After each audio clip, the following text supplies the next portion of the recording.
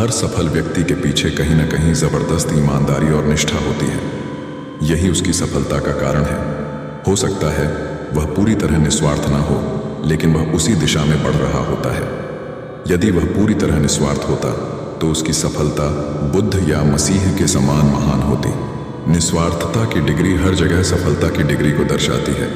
उदाहरण, टाटा समूह के संस्थापक जमशेद जी टाटा ने अपने व्यापार में ईमानदारी और निष्ठा को प्राथमिकता दी। उनकी यही सोच उनके व्यापार की सफलता का आधार बनी। अगर वे पूरी तरह निस्वार्थ होते तो उनकी सफलता का स्तर और भी बड़ा हो सकता था। हमारी आत्मा दिव्य का एक अंश है। यह पवित्र और पूर्ण है। बुरे कर्म केवल हमारी आत्मा की सच्ची प्रकृति को देखने में बाधा डालते हैं। अच्छे कर्मों के माध्यम से हम फिर से इस पूर्णता को महसूस कर सकते हैं। उदाहरण, जैसे गंगा का पानी हिमालय से निकलने पर शुद्ध और पवित्र होता है, वैसे ही हमारी आत्मा भी शुद्ध और दिव्य होती है। यदि गंगा में कचरा डाल दिया जाए तो उसकी पवित्रता क्षीण हो जाती है। उसी तरह बुरे कर्म हमारी आत्मा की दिव्यता को ढक देते हैं।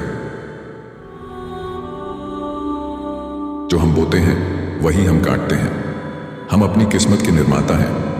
हवा चल रही है।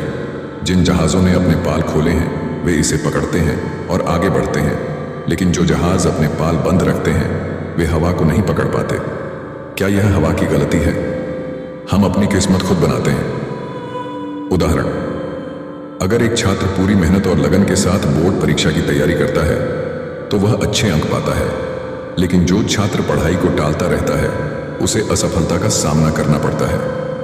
हवा तो सबके लिए समान बहती है, लेकिन सफलता उन्हीं की होती है जो मेहनत के साथ अपने प्रयासों का पाल खोलते हैं। किसी बात पर केवल इसलिए विश्वास न करें क्योंकि आपने इसे किसी किताब में पढ़ा है। किसी बात पर इसलिए भी विश्वास न करें क्योंकि किसी अन्य व्यक्ति ने इसे सच बताया है। परंपरा द्वारा पवित्र मानी गई बातों पर भी विश्वास न करें। सत्य को स्वयं खोजें, इसका तर्क से विश्लेषण करें। यही सच्ची अनुभूति है। उदाहरण, यदि कोई पुस्तक यह कहती है कि योग सिर्फ शारीरिक व्यायाम है तो इसे बिना तर्क किए न मानें।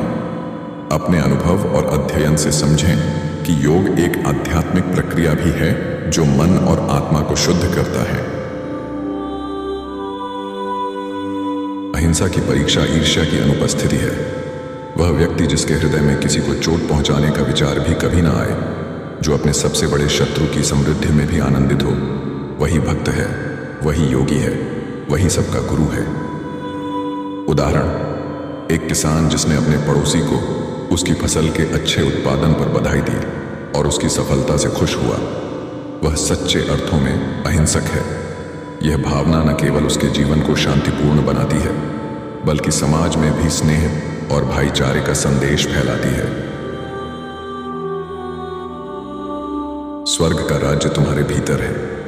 यीशु नासरी पूछते हैं, तुम ईश्वर का राज्य कहाँ खोजने जा रहे हो जब वह तुम्हारे भीतर है?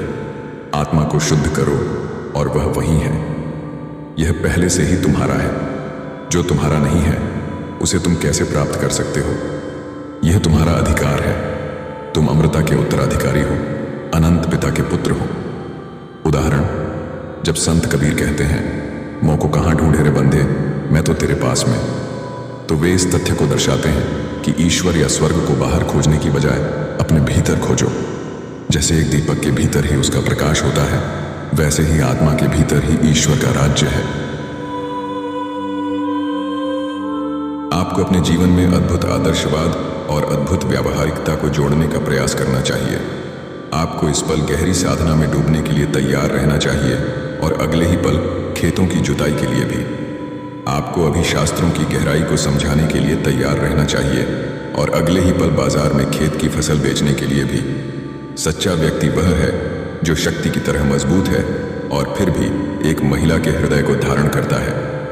उदाहरण, जैसे महात्मा गांधी ने स्वतंत्रता संग्राम के दौरान सत्य और अहिंसा का आदर्श अपनाया और साथ ही अपने अनुयायियों के लिए चरखा कातने जैसे व्यावहारिक कार्यों को भी आवश्यक बनाया। उनका जीवन आदर्शवाद और व्यावहारिकता का अनूठा मेल था। जीवन को संसार कहा जाता है। यह उन विरोधी शक्तियों का परिणाम है जो हम पर प्रभाव डालती हैं। भौतिकवाद कहता है स्वतंत्रता की आवाज एक भ्रम है। आदर्शवाद कहता है बंधन की बात करने वाली आवाज सिर्फ एक सपना है। वेदांत कहता है हम एक साथ स्वतंत्र भी हैं और अस्वतंत्र भी। इसका अर्थ है कि भौतिक स्तर पर हम कभी स्वतंत्र नहीं होते, लेकिन आध्यात्मिक स्तर पर हमेशा स्वतंत्र होते हैं।